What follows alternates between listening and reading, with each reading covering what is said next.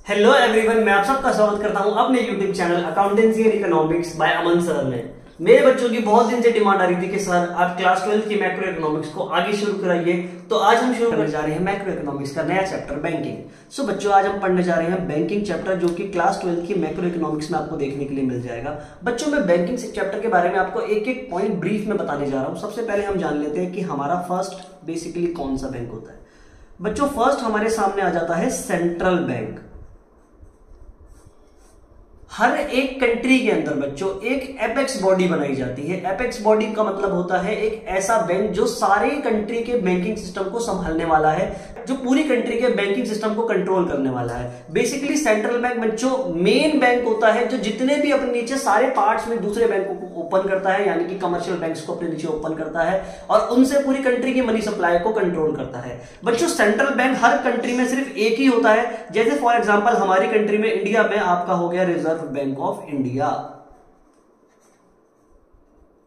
ये central bank अपने नीचे number of commercial banks open करता है, बहुत सारे कमर्शियल बैंक्स ओपन करता है। फॉर एग्जांपल के तौर पर एसबीआई, एग्जांपल के तौर पर पीएनबी, नेक्स्ट हो गया आपका HDFC bank.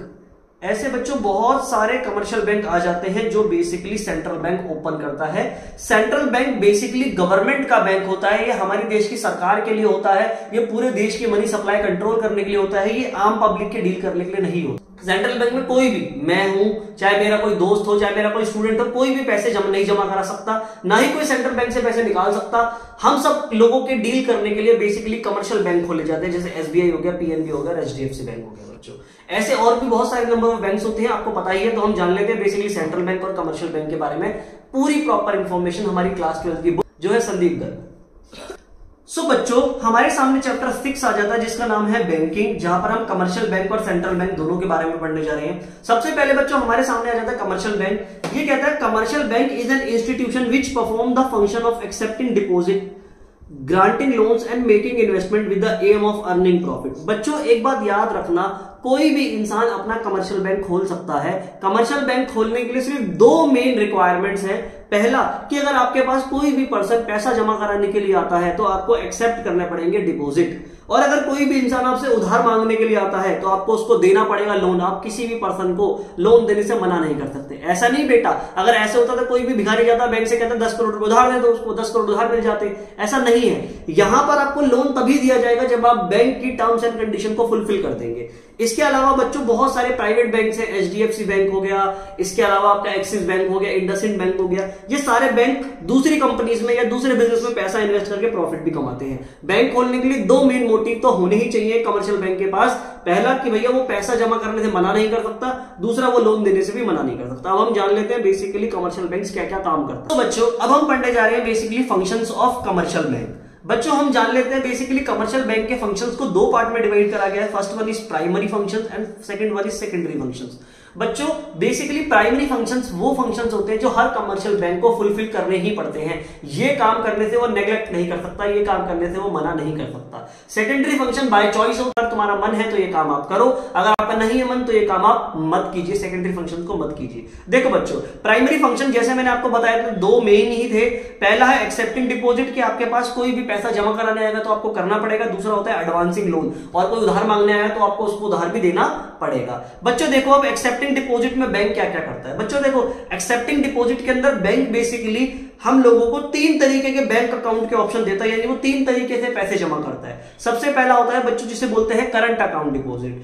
These deposit refers to those deposit which are repayable by bank on demand. Such deposits are generally maintained by the businessman with the intention of making transaction with such deposits। बच्चों देखो, basically current account deposit या current account कौन सा account होता है? Current account जो hold करने वाले बिजनेसमैन होते हैं उनको अनलिमिटेड ट्रांजेक्शन दी जाती है, कि आपकी ट्रांजेक्शन के ऊपर कोई बाउंडेशन नहीं है, आप जितनी मर्जी बार पैसा निकाल सकते हैं, जितना मर्जी बार बैंक में पैसा डाल सकते हैं। करंट अकाउंट के अंदर कोई नंबर ऑफ ट्रांजेक्शन की लिमिट नहीं होती। एक और चीज, अगर एक बिजनेसमैन का आज बिजनेस के अंदर 10 करोड़ रुपए आया, उसने अगले ही सेकंड उस 10 करोड़ रुपए को किसी को पे कर दिया, तो क्या बैंक के पास कोई पैसा रुका? नहीं रुका। तो bank basically current account deposits पे कोई इंटरेस्ट भी नहीं देता। इनफैक्ट यहां पर आपसे सर्विस चार्ज लिए जाते हैं। आप डेबिट कार्ड यूज कर रहे हो बैंक का, बैंक की चेकबुक यूज कर रहे हो, तो बैंक से सर्विस ले रहे हो तो बैंक को पैसे देने पड़ेंगे, क्योंकि बैंक आपसे कोई इंटरेस्ट नहीं कमा रहा। क्योंकि आपका पैसा तो रहने ही नहीं वाला बैंक के पास, आज आया कल चला गया, कल आया परसों चला गया। तो यही चीज चलती जाती है। यहां पर बेसिकली बिजनेसमैन को ये अकाउंट दिए जाते हैं। ये कहते हैं they can be drawn upon by cheque without any restriction, यहां पर पैसा बिना किसी रेस्ट्रिक्शन के कितना भी निकाल सकते हैं। बैंक डू नॉट पे इंटरेस्ट ऑन द अकाउंट, जैसा मैंने आपको बताया था कोई इंटरेस्ट नहीं पे करा जाता, रेदर देन सर्विस चार्जेस लगाए जाते हैं।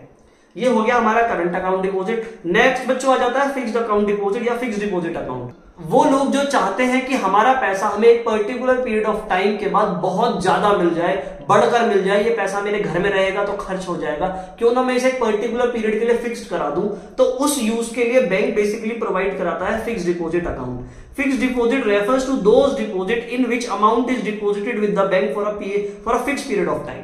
बच्चों यहां पर पैसा बैंक के पास एक फिक्स पीरियड के लिए चला जाता है, तो बैंक भी फिक्स पीरियड के लिए ही उसे आगे उधार दे देता है। दैट मींस यहां पर बैंक बहुत ज्यादा पैसा कमाता है उस पैसे से, तो सबसे ज्यादा इंटरेस्ट भी पे करता है। These deposits carry a high rate of interest.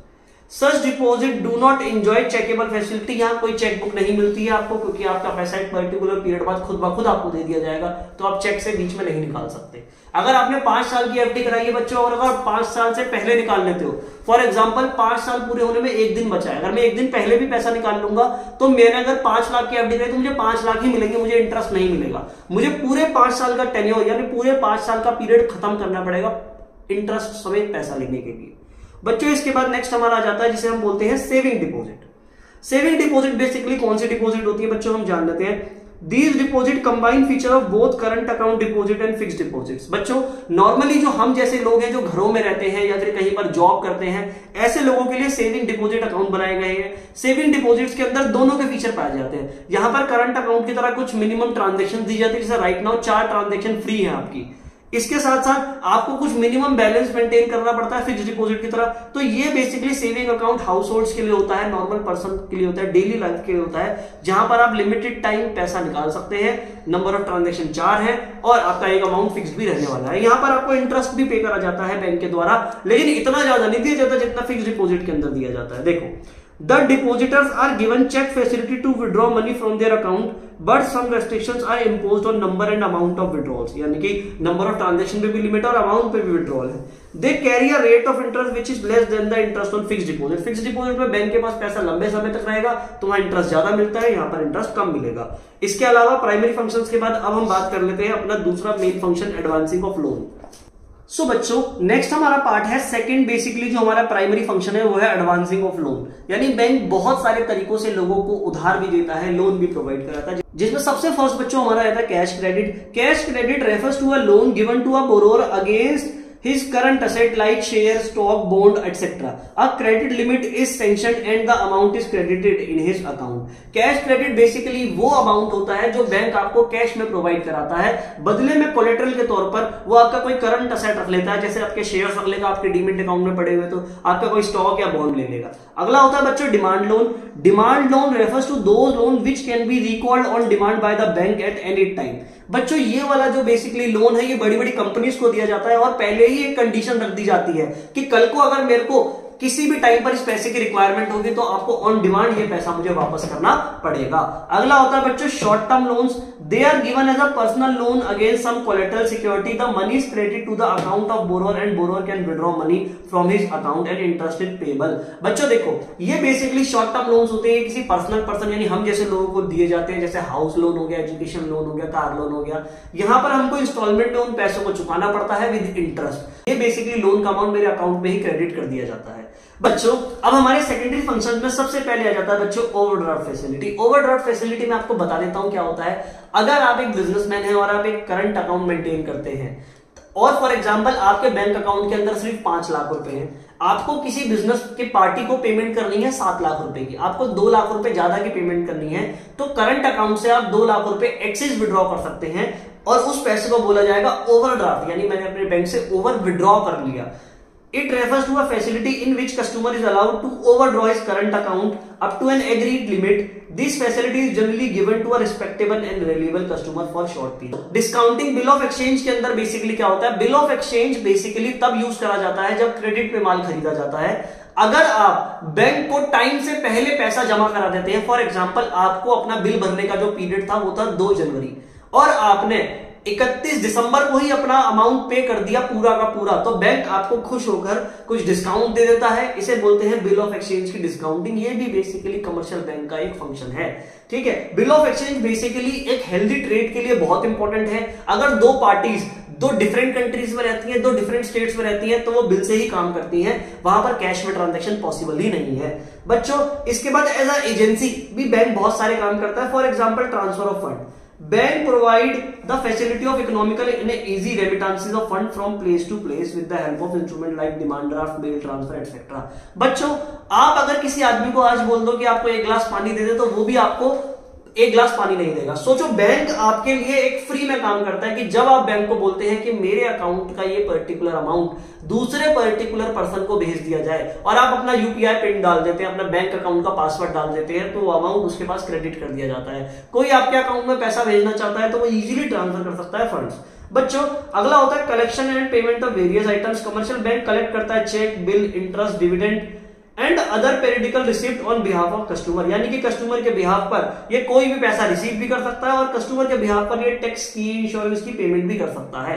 बस आपको यहां पर ऑटो पे का ऑप्शन मिल जाता है, आपको जीपे में मिल जाता है, फोन पे मिल जाता है, या अपने बैंक ब्रांच के अंदर जाकर भी ये ओपन करा सकते हैं, तो ये आपके बिहाफ पे पैसा कलेक्ट भी कर लेगा और पे भी कर देगा।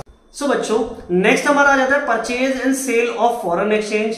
बेसिकली बच्चों कुछ कमर्शियल बैंक्स को ये पावर दे दी जाती है कि अगर आपका कस्टमर आपसे किसी दूसरी कंट्री की करेंसी की डिमांड कर रहा है, उसे घूमने जाना है, फॉर एग्जांपल मेरे को दुबई घूमने जाना है, स्विट्जरलैंड जाना है, तो इन सब कंट्रीज में जाने के लिए मेरे को इन कंट्रीज की करेंसी की रिक्वायरमेंट होगी, तो मैं अपने बैंक में जाकर फॉरेन एक्सचेंज इजीली एक्सचेंज करा सकता हूं या बाय कर सकता हूं। Some commercial bank are authorized by the central bank to deal in foreign exchange, the buy and sell foreign exchange on behalf of their customer and help in promoting international trade. ये basically कहीं ना कहीं दूसरे देशों से सामान खरीदने में मेरी हेल्प करने वाला है, इंटरनेशनल ट्रेड में हेल्प करने वाला है। Purchase and sale of securities, मैं आपको बता दूं बच्चों, आपको अगर किसी भी कंपनी का शेयर खरीदना है, स्टॉक खरीदना है, तो आप बिना कमर्शियल बैंक के यानी कि बिना बैंक अकाउंट के खरीद ही नहीं सकते। आपके बैंक अकाउंट के अंदर ही एक पार्ट होता है, बेसिकली जिसे डीमेट अकाउंट बोला जाता है, उसके थ्रू ही आप शेयर्स खरीद सकते हैं किसी भी कंपनी के। अगला होता है income tax consultancy. They also give advice to their consumer on matters to income tax and even prepare their income tax returns। बच्चों बैंक को सब पता है कि आपके अकाउंट में कितना पैसा आ रहा है और आप कितनी पेमेंट्स कर रहे हैं, तो बैंक आपको टाइम टू टाइम कंसल्ट भी करता रहता है कि आपने इस महीने इतना कमा लिया है या आपके पूरे साल की इनकम टैक्स रिटर्न इतने की है, आप उसे पे कर दीजिए। यहाँ पर 5 इज इनफ, 5 कर लेंगे तो काफी हो जाएंगे। अगला आ जाता है बच्चों जनरल यूटिलिटी फंक्शंस। बच्चों देखो जनरल यूटिलिटी फंक्शंस में first one is locker facility. Commercial bank provide facility of safety walls. बच्चों देखो आप कभी भी किसी कमर्शियल बैंक में जाएंगे ना, तो आपको वहां पर लॉकर फैसिलिटी मिल जाती है। लॉकर फैसिलिटी में क्या होता है, कमर्शियल बैंक आपको एक सेपरेट एक बॉक्स दे देगा आपका, जिसकी की आपके पास ही रहेगी। आप जब भी बैंक में जाओ उस लॉकर में से अपना कोई भी इंपॉर्टेंट सामान आप उसमें रख सकते हो, उसमें से कोई भी सामान निकाल सकते हो। ऑब्वियस सी बात है, घर से ज्यादा बेसिकली आपके जितनी भी ज्वेलरी है, प्रॉपर्टी पेपर्स है या फिर आपका तो कैश है, वो बैंक में सेव रहने वाला है। और लोग मैक्सिमम टाइम पर अपनी ब्लैक मनी को, अपने काले पैसे को लॉकर्स में रखना पसंद करते हैं, बिकॉज ऑफ दैट वहां पर जल्दी से वो पैसा नहीं पकड़ा जाता है। दूसरा आ जाता है बच्चों traveller cheques. Commercial bank issue करते हैं traveller cheques to the customer to avoid risk of taking cash during their journey.